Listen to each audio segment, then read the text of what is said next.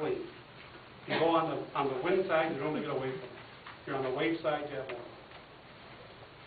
There are larger areas of algae that last longer, or there were larger areas of algae that lasted longer in years ago. Is that correct? I remember back then, back in the 70s. I mean, I'm at the age I have trouble remember what I did yesterday. But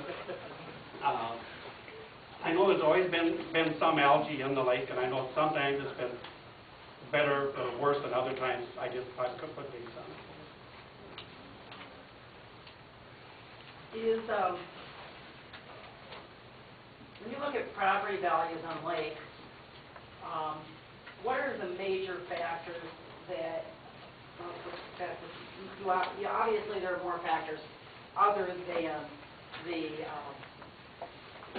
the level of the lake water, correct? When you do a price analysis or ever on a lake, basically what you try to do is you go back 6 months, hopefully no longer than 12 months back. You try to find 3 properties that have sold that are closest to that subject property in size and type. And then you make your adjustments off on that. So you don't go less because there's less water on a property, but you end up going less because the properties that you compare to sold for less. Have you found over the years that there are other factors that bear on those prices? I mean, I understand your market analysis pointing, but have you found over the years that there are other things that bear on whether a home or dwelling on the lake sells slow or fast? For example, if it isn't priced right, it's not going to sell fast. That's correct. And somebody would have to come down in price. Yes, there would be coming down in price, but maybe it wasn't priced right to start with.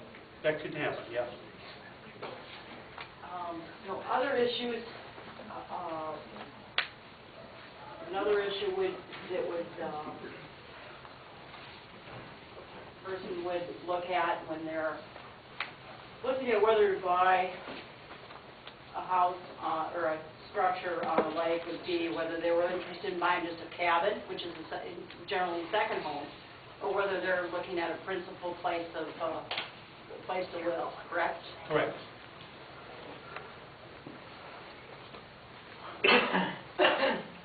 And another thing would be whether there's erosion on the beach or erosion on the upland area, I should say. Well, mine was really eroded. I think I got a pretty good buy because of the amount of work I had to put into it. So whether it's erosion or bad siding or bad roof or whatever, something like that would negatively affect the lake. And location's a big item on the lake. Location's a big item any place. And if you buy a $300,000 home and $100,000 properties, it's not going to go up in price. So when you do your comparison, you try to compare 300 to 300, but they're kind of done in areas. And yes, you're correct. It makes a difference if it's just a cabin or if it's a year-round home. And isn't a big factor the amount of the beachfront? I say yes, but I just went through a fight with an appraisal on one, and he said no. But up to a point, you have to have 75 feet on Lake Ponset now to have a property, okay? And we still have 50-foot lots. So 50-foot lots are still selling for roughly about $1,000 a foot. And 75s are up there close to $1,000 a foot, 75. But when you go to a 100-foot lot, you're probably not going to go to 100,000. Because you have to have 75 now. You don't have to have 100, but 100 is worth more, but probably not at $1,000 a foot. And those narrower lots are maybe, is Ponset one of these circumstances where you have a narrower lot, there's a cabin on it, but if the cabin were to ever be destroyed, you couldn't rebuild? Is that what you mean by the minimum lot size? When you do any new lots, they have to be 75 feet. But if you've got a 50-foot lot, you have to go in front of the board and get setbacks, because we're looking at an 8-foot setback per yard. So that's 16 feet on the side yards alone. When you pull that up from a 50-foot lot, it really narrows you down. So you've got to go for a setback on it. But most of the time, between Brookings and Hamilton County, they allow that. property would be, when you were looking at the properties on Ponset, you looked at a number of properties that were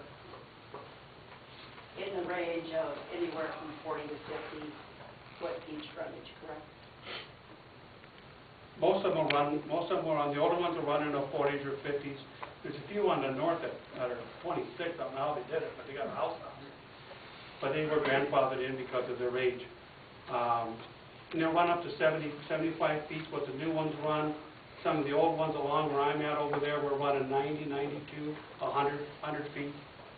The price comparisons, you indicated that you pulled listings and you looked at price comparisons between Ponset and Madison. And when you looked at the Ponset ones, several of the Ponset ones you looked at were properties that had 40 to 50 feet of beach frontage, as they were built in 1930, 1960, several of them 1960. That's correct, isn't it? Anderson's was built in 1980. The one down from me, I think that was built in the end of the 70s. I think it was built. The one beside me was built in the 40s, but that's gone. They tore it down and rebuilt. Well, you looked at one at, I'll just give you the addresses because you know where these addresses are on the lake. 214 North Lake, built in 1930 and has a 40-foot frontage. That was one of the ones you looked at, wasn't it?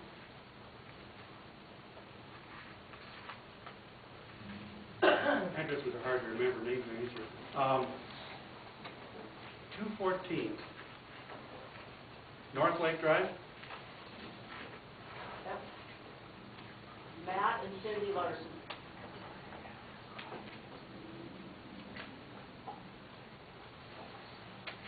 Might have to look at the picture. The only one I can remember is 214 North Lake Drive. I've got one listed now for 139, but there was one at 214. There's one on North Lake Drive I sold. That was not the right reason. That was a mobile home. We'll put it this way. Well, Ms. Best, I think you kind of made your point before. Well, yeah, I'll move on.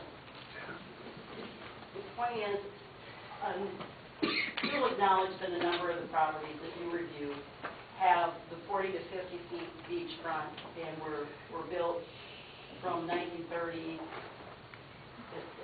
through the 60s. Well, like I said, no, Anderson's was built right up in the 80s. And if I pulled my notes, I could give you the exact date that they were built.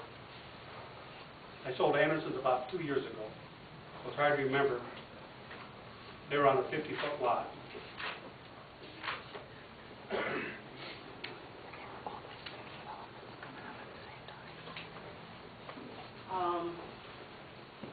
Okay, one of the places you looked at was a mobile home of 672 square feet. On North Lake Drive.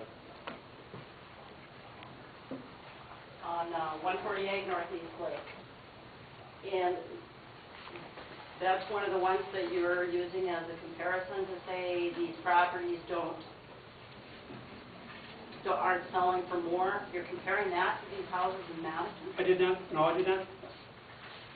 Okay, I was not comparing any property on Lake Ponset with property on Lake Madison. If you're going to compare on Ponset, you have to stay on Ponset. If you're going to stay on Madison, you have to compare on Madison. I went to Madison to see what the trend of the lake was during the low periods. I was selling property on Lake Ponset, but I was not using anything on Madison price-wise for Lake Ponset prices. You were using them for direct comps with each other. I was just trying to see what Lake Madison was doing as far as compared to Lake Ponset. Well, when you were looking at Lake Ponset, though, you were looking at things like a trailer house and a 600 square foot cabin built in 1930. And isn't it possible that those cabins would not appreciate in value the way a new dwelling would that has